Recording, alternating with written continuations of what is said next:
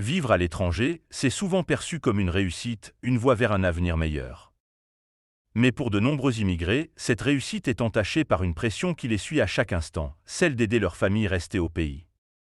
Bien que les intentions soient nobles, la réalité est souvent plus complexe. Les immigrés doivent jongler entre leurs propres obligations financières, loyers, assurances, factures et l'attente constante d'envoyer de l'argent à leurs proches.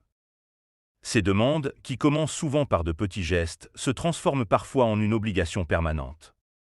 Certains membres de la famille s'habituent à cette aide et cessent même de chercher à être financièrement autonomes.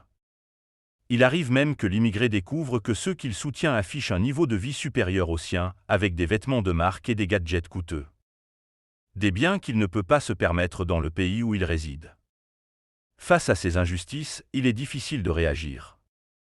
Lorsque ces personnes dépendantes comptent sur un parent qui gère l'argent envoyé, l'immigré hésite souvent à aborder le sujet, par crainte de blesser ou de compromettre les relations familiales.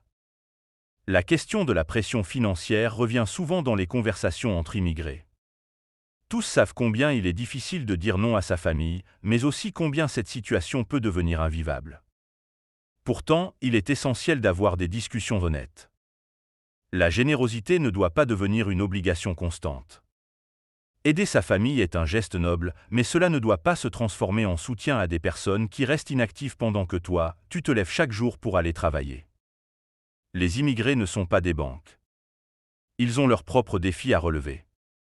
Il est temps que les familles comprennent que l'aide ne doit pas engendrer la dépendance, mais plutôt encourager l'autonomie et la responsabilisation.